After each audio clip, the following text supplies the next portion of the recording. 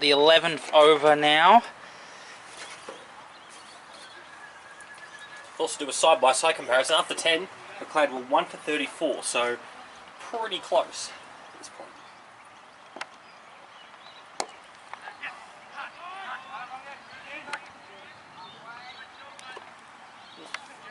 Probably not get the third in this instance there. So, 2 more. It's not much. It's just 10 runs different.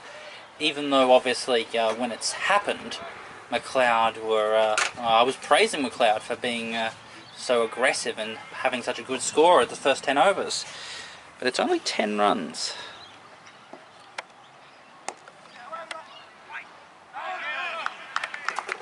Or it shows the significance of Brown's knock so far. The fact that he's been able to keep things ticking along there. He's moved his wealth to 18 now.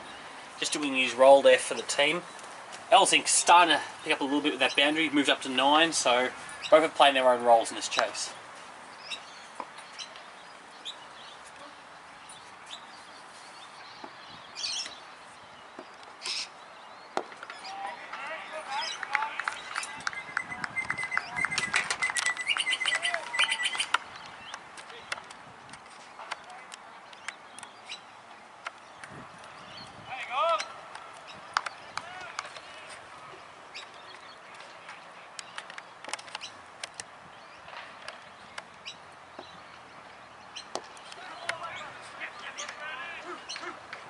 Pierces the gap at square leg.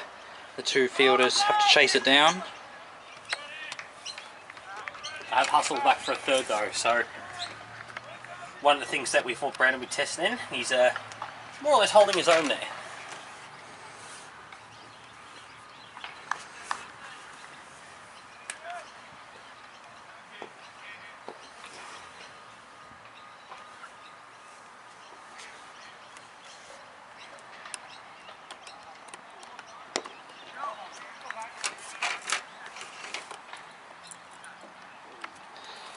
Last night in the Women's 2020 game, it was a 9-wicket win. New Zealand bowled out for just over 100 and Australia chased down 1 wicket down with Elisa Healy, the superstar. Could we see something similar to this? A very one-sided affair. Well, they're both doing their own. It's not exactly one-man show, or one-woman show as it may be. But that's a big over for Diamond Creek. 7 off that one, it's done for 34.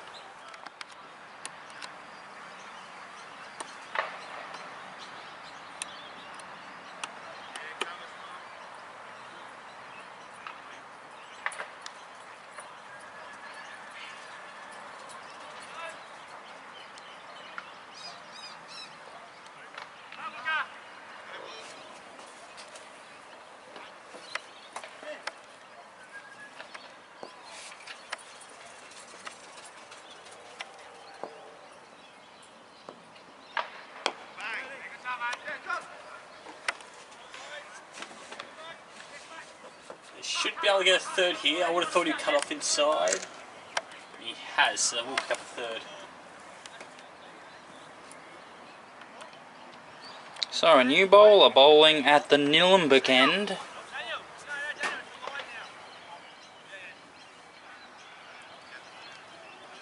Oh, so it is 4. 4 runs, wow. So just to clarify that for those who didn't understand, it was actually the boundary line as opposed to the fence, which is considered the boundary in this fixture. Oh. That's very good. What's the boundary line? The football line? Yes. The second one has gotten past the short cover in space of 2 deliveries.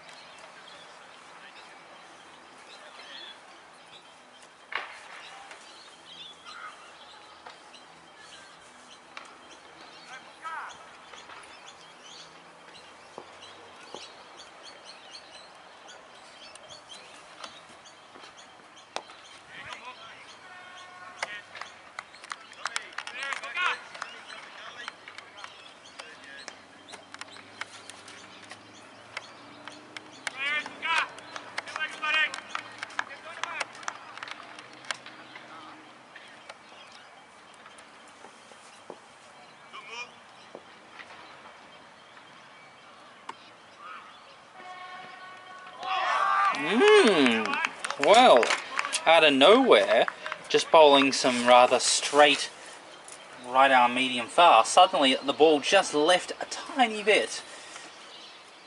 I mean, he's not getting a lot of movement out of this pitch, but that was just enough to get a play and miss.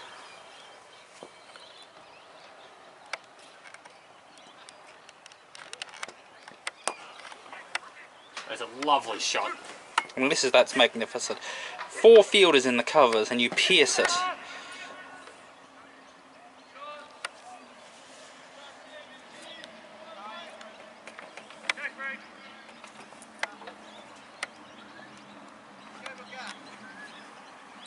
What a good over this has been.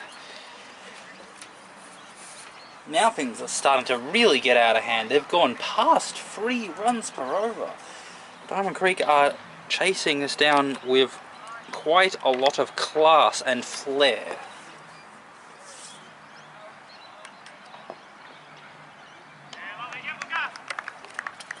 So after 12, Diamond Creek are right on top, and then on for 42. So this is the 13th over. Got White to continue for his 3rd over. Still plays an important role in this one. He's probably the one who's going to have to get this wicket.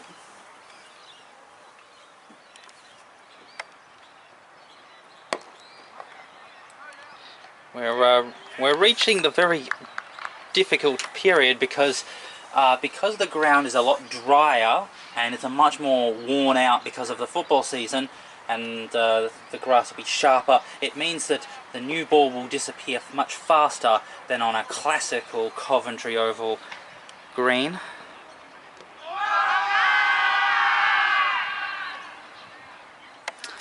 I think that was an inside edge.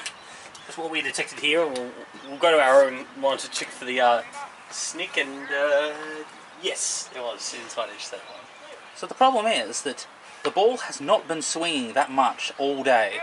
It is a blue day, no overcast conditions, no humidity. There's no reason for the ball to swing.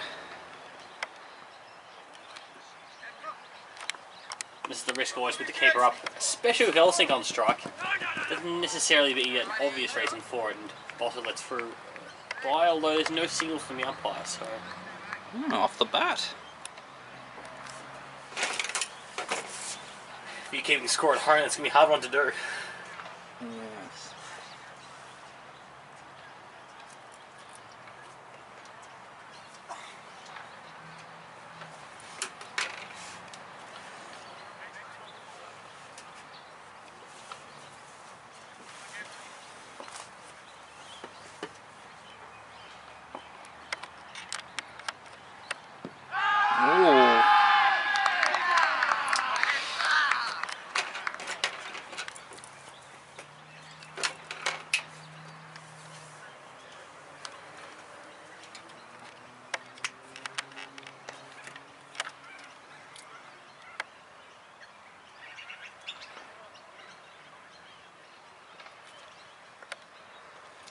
Well, the first wicket has fallen. Diamond Creek fall short of a 50-run opening partnership. And LBW, the ball at about middle leg stump, trying to play the leg glance and missing it and getting hit on the pads, and the umpire thinking that it would not have gone down the leg side.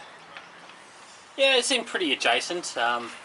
Always tricky with the left armers because you've got a fine line to work with the outside the line of leg stump being out of your favour, and the fact that if you pitch it too close to the middle and off, got the angle against you as well there, so has to get absolutely spot on to get the LB, and he has in this instance.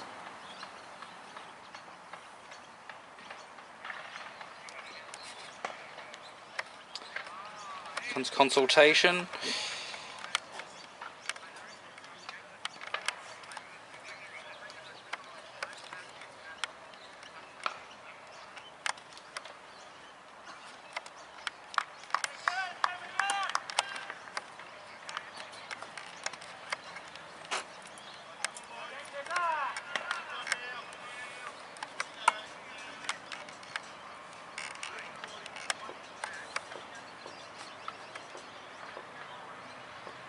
New batsman on strike.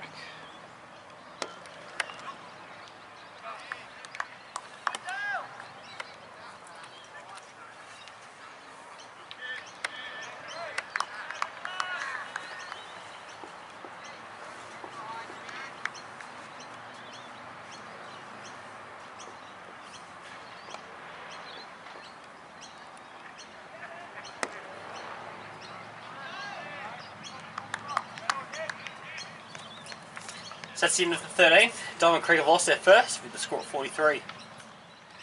So this is the 14th over.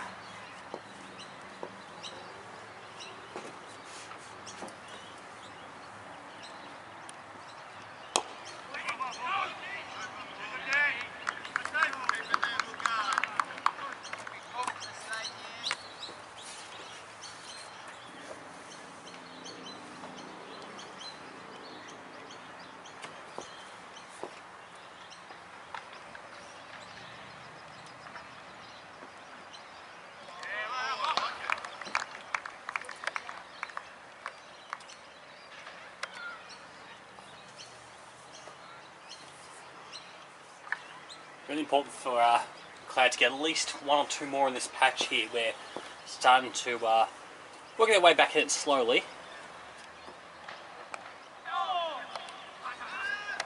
Nothing too convincing, especially that one, but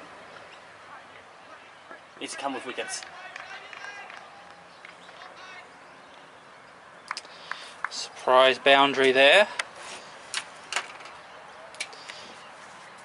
That's one of the things that Diamond Creek have done really well over the last 8 overs now. They've found 5 boundaries. So it hasn't gone too long of a period of time without finding the fence. Yep. When you think of how a fielding team can really strangle the batting team, it's about not just about stopping the easy singles from being scored, but about stopping the boundaries as well.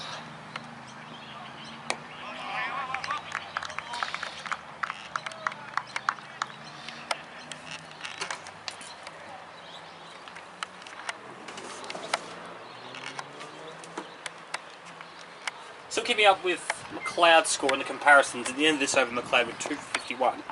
Diamond Creek on 47. It's nice and close.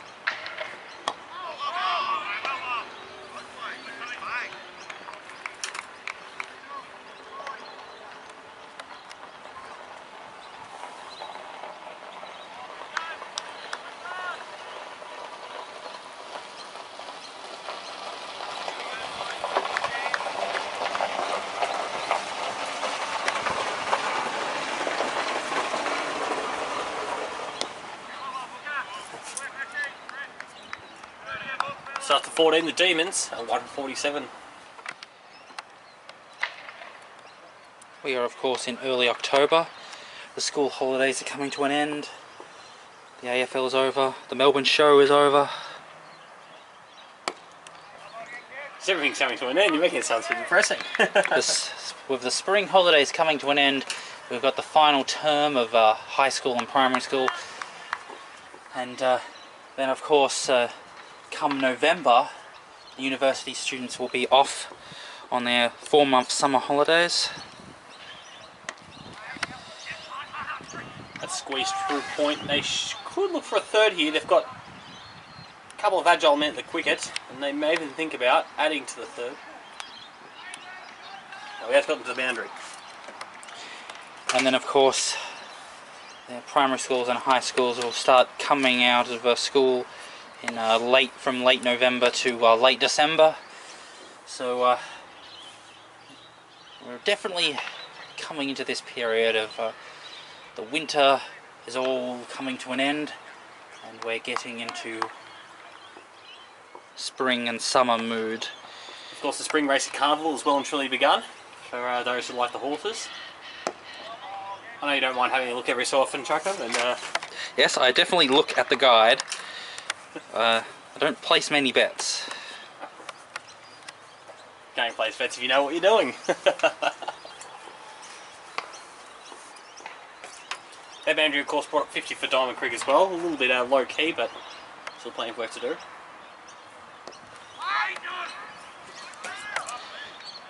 Quite frankly, if I was a Diamond Creek batsman, I would be most comfortable facing this guy. He seems to be most inconsistent with line and length.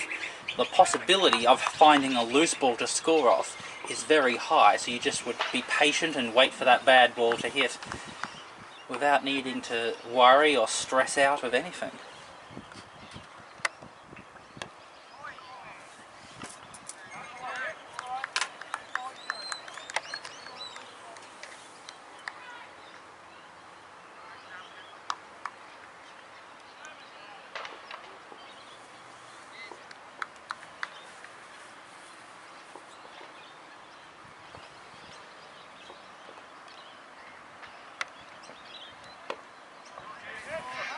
Although, a couple of good balls. The last couple have been quite nice. Almost the case, the opposite commentator's curse.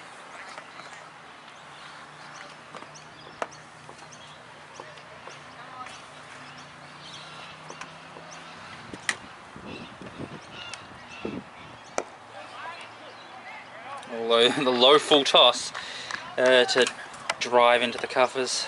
So after 15, Diamond Creek got 151. So 16th over now.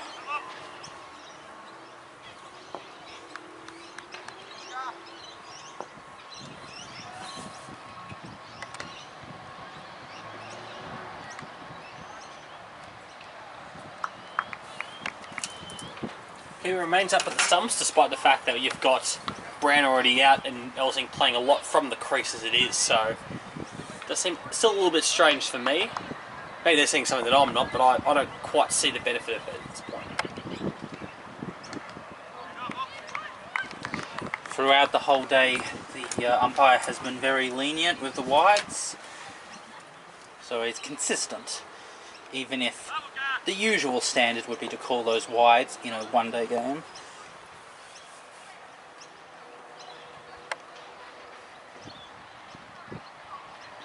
Oh dear. Oh dear.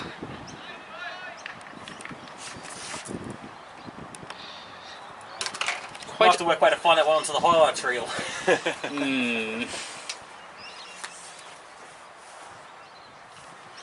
And that's the flip side of having to keep up to some sort of guy who's probably marginally too quick for that. There's benefits because you keep the batsman in your crease, but you do run the risk of your slide edges being dropped and also your bias as well. You have to do it if there's going to be a bigger benefit to the risk, and I don't see it in this case. And slip has gone to a short third man.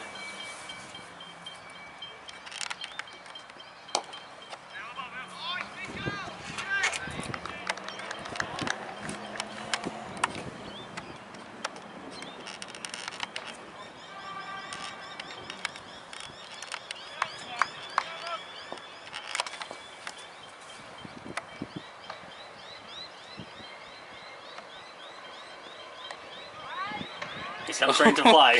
Oh, that was lucky.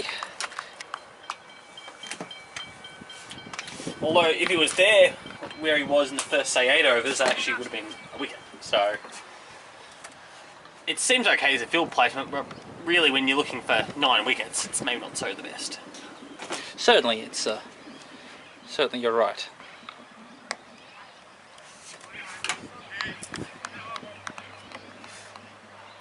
We've had 16, it's 155. 17th over.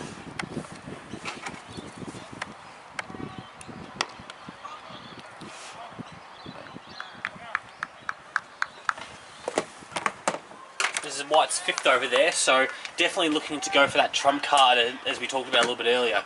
Having you go for it, you can't leave him too late and you can't necessarily pull him too early, so they're certainly trying with their lead striker.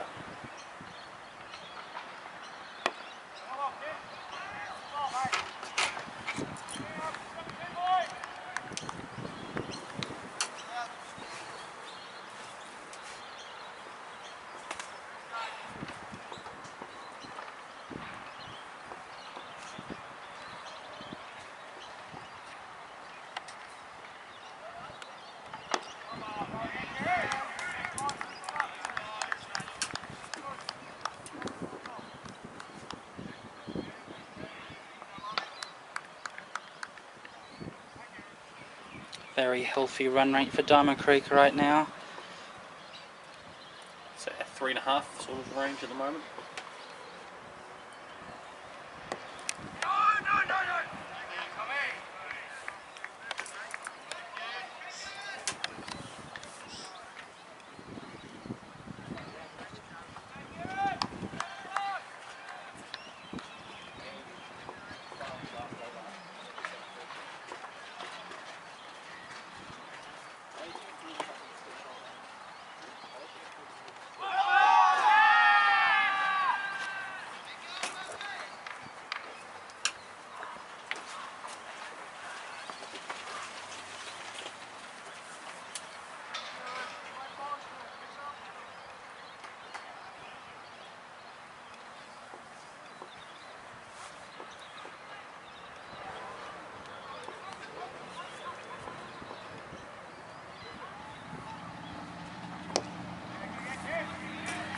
And that's a maiden. It is 1 for 55. So this is the 18th over, just a couple to go before the drinks break.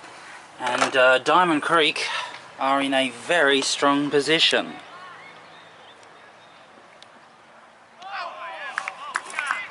Keeper's gone back. Makes more sense now. I think the way to get this wicket is not from a stumping or from an amazing caught behind up to the stumps. It's going to be something probably a bit more orthodox.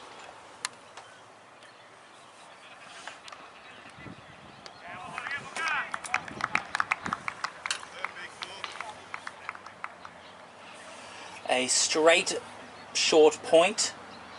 Short third man, then there's a backwards point, then a cover point, extra cover, and then another second extra cover, then a mid-off, mid-on, square leg, mid-wicket. Ooh! Ball bounced a little bit extra than normal. So, that means that in the cover region, there are 1, 2, 3, 4, 5 fielders. And just the 3 on the leg side. No secrets to the game plan.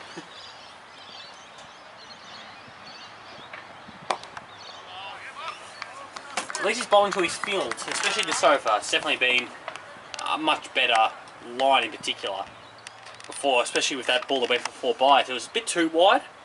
So the batsman can either free their arms and have a bit more comfort with their placement. This is a much better line, that 6-stump line or so.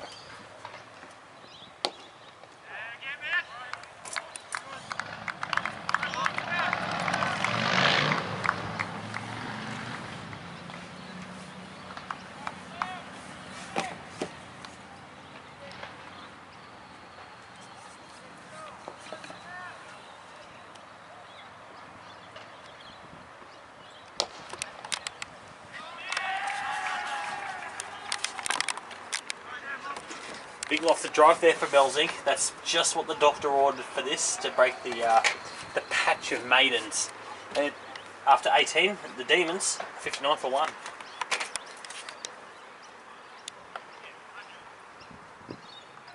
So, the 19th over, continuing to bowl from the Elizabeth Street end. And another unclean take. This is White's 6th over here, so they may have to look at bringing back Cleary now, or maybe they've got a tweaker who they can bring on just to change things up. Probably one of those two. I wouldn't have thought just another seamer at this point. Well.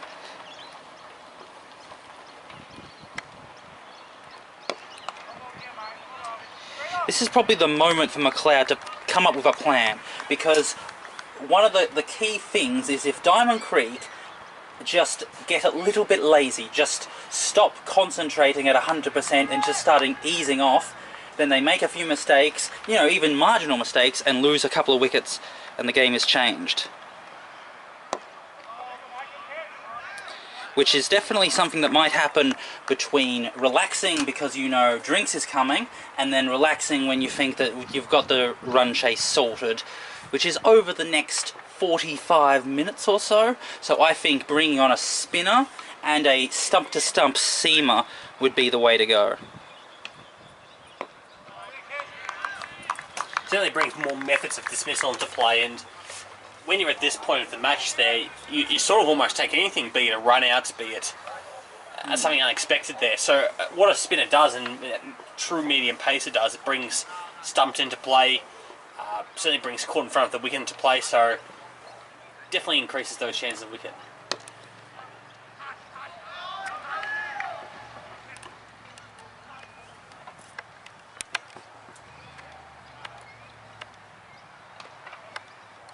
Comfortable 3 from Wells.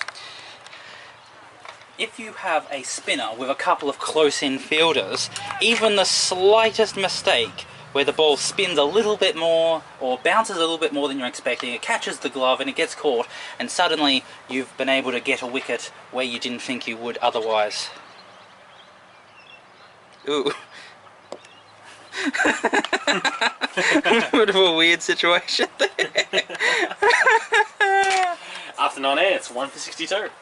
So this is the 20th over, the final over before the drinks break.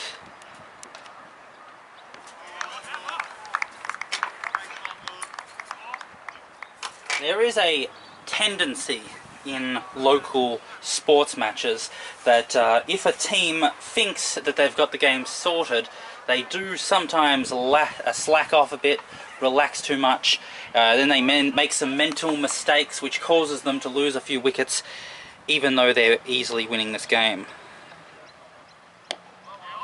Now, of course, whether Diamond Creek could possibly suffer from that same condition, I don't know, but definitely, if ever there was a situation where this game could be reversed, it would be right now.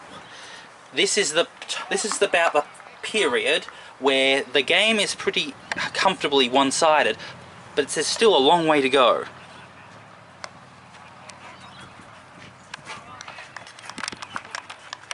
And if you were to lose your wicket around about now, you could take solace in the fact, everyone else will get the runs that I didn't get, because there's so many wickets in hand, so many good batsmen in your middle order. If you go out now, you won't be fretting or worrying or thinking that you've thrown away the game.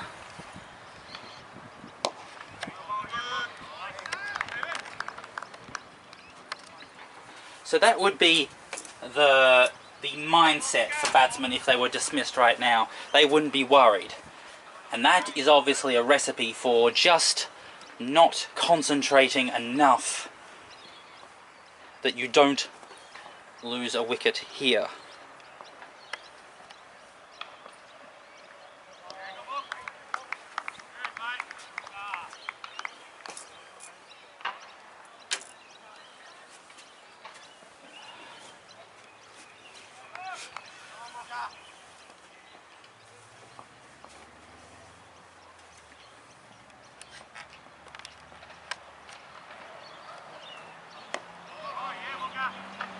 A very tidy over, and that's the drinks break. It's 1 for 52. Well, a very nice tidy maiden is the end of that session. 2.5 runs per over is Diamond Creek's run rate. They were going at a lot more, but they have shut up shop for the last half an hour or so, maybe 20 minutes. In order to preserve their wickets for the second half of the run chase. And so the run rate has fallen down, but that isn't something to particularly worry about. It seems only natural. So we have a very significant run chase on our hands. It's not going to be the easiest, but it's certainly not the hardest. Certainly Diamond Creek are in front of this game. Well, we'll take a break now. We'll watch a video montage, and then we'll see you at the other side of this break. We're barely breathing in the middle of the end, and now we're leaving with nothing to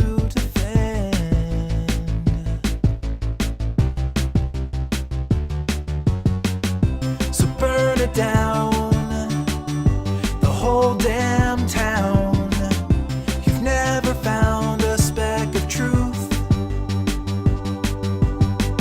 after the flames. When the fire wanes, nothing remains but you.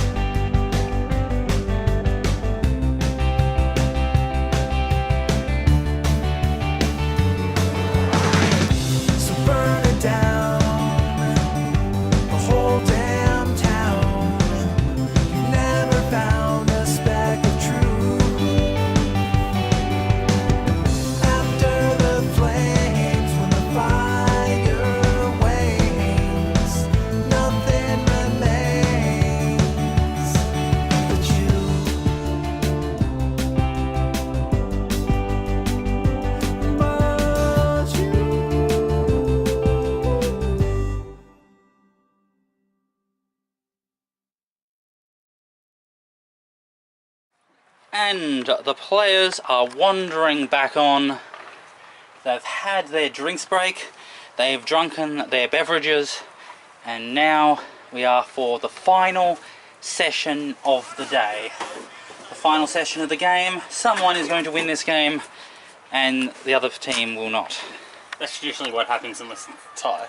So, what is the maths here? So, 20 overs to go. So Diamond Creek are looking at a further 54 runs. Well, they're the job about done. equally halfway.